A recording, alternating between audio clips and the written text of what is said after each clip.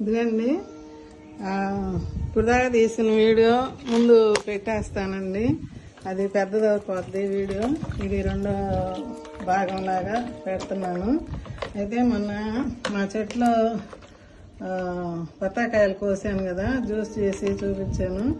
ఆ తొక్కలండి ఇక్కడ మగ్గిపోతున్నాయి బాగా. పుచ్చకాయ తొక్కలు, మజ్జిగ, బియ్యం కడిగిన నీళ్ళు, అరటిక తొక్కలు ఇట్లా అన్నీ పడ్డాయండి.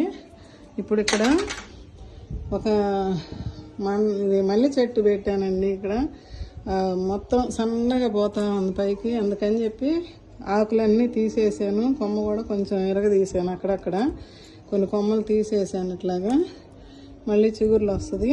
ఇప్పుడు ఈ కిచెన్ వేస్ట్ పోసుకుంటే మనకి మళ్ళీ ఎప్పటిలాగే మొక్కలన్నీ బాగుంటాయి. ఇప్పుడు ఆ మొక్క చూపించారు కదా షార్ట్లో, ఇది రెండో భాగం కింద వస్తుందండి. చూడండి ఇట్లా పోసేస్తానండి. ఇవన్నీ అన్నం కూడా పడింది. ఈ తొక్కలు ఇక్కడే మనకి పైన ఎండుతూ ఉంటాయి. ఈరోజు నేను నీళ్లు పెట్టేకుంది. మొత్తం కంపోస్ట్ లాగా కూడా అయ్యిద్ది.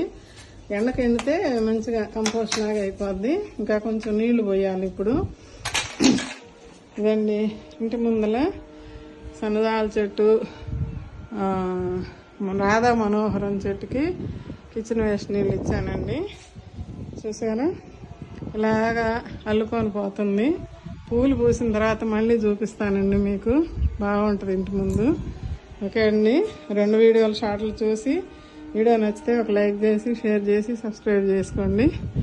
ఓకే బాయ్ అండి, ఉంటానండి.